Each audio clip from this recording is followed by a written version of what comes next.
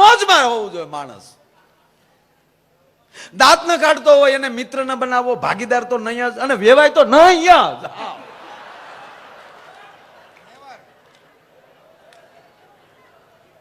સાહેબ હસવામાં મોજમાં રહેવામાં કેટલી તાકાત છે. આ નરેન્દ્રભાઈ મોદી મોજમાં હતા તો પીએમ બન્યા. આ મનમોહનસિંહ મોજ ન કરીએ કે નીકળી ગયા કે નહીં? આ જો દાખલો આપું તમને, લ્યો ને ભાઈ, આમાં જ કરવા માંડ્યા તો ગયા લ્યો. નકર તો એની દાઢી કઈ નાની નહોતી, આપણાની તો ઝીણી ઝીણી જ હતી. અને એક વાત નક્કી છે, જ્યારે જ્યારે કઈ પરિસ્થિતિ ખરાબ બનવાની હોય ને ત્યારે કોઈક ગુજરાતમાંથી જ જાગ્યો છે. ગરવી ગુજરાત, ગરવી ગુજરાત 100% ભારત વર્ષના આપણે એ ગૌરવ લઈ શકીએ.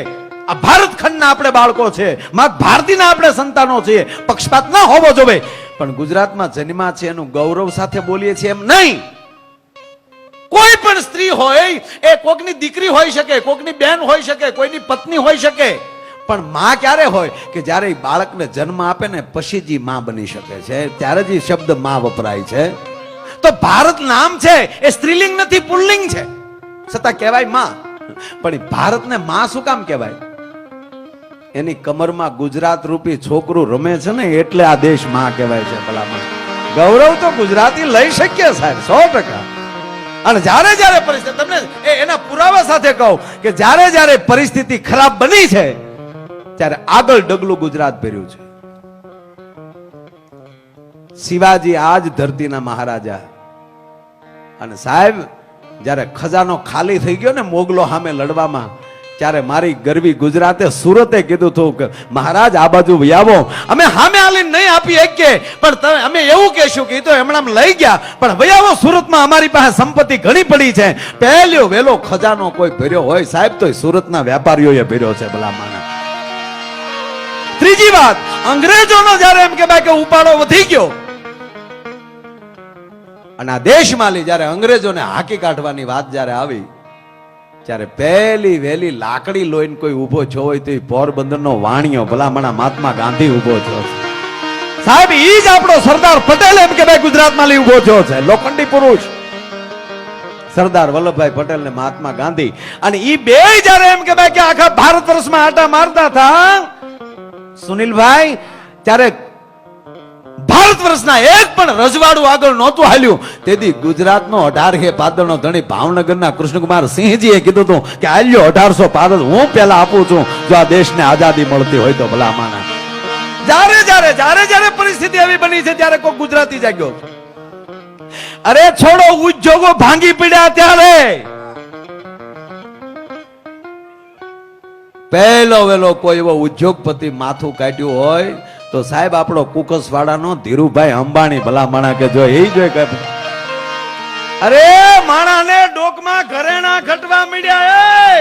કોઈ એવો હોની જાગ્યો હોય તો ત્રિભુવન ભીમજી ડાઠાનો ગુજરાતી. ભલામણા અરે મુંબઈમાં દૂધ મળ્યું ઓછું થવા તબેલા ખેંચ્યા તો અબ્દુલભાઈ ખોજો ડાઠાનો નીકળ્યો. ભલામણા દાદાબા દાદી ભેવું એમ. અને સાહેબ માણસ પાસેલી શાસ્ત્ર મળ્યું ખૂટવા, જ્ઞાન મળ્યું ખૂટવા. સંતો ઘણા હતા, મઠિયું બાંધીને બેઠા હતા, આશ્રમો બાંધીને બેઠા હતા, પણ હાલતી ચાલતી એમ કહેવાય સંસ્કારની યુનિવર્સિટી કોણ?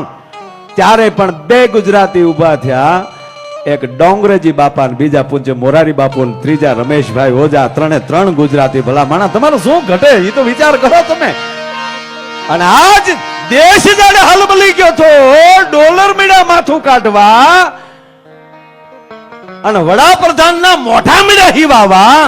ત્યારે એમ કહેવાય કે આજે 2014 જો કોઈ એમ કહેવાય કે ઝાડા ફાડો માણા હાવજ જેવો માણા દિલ્હીને મળ્યો હોય તો એ નરેન્દ્ર મોદી ગુજરાતી. સાહેબ આમાં હું ઘટે એ તો મને ગયો યાર.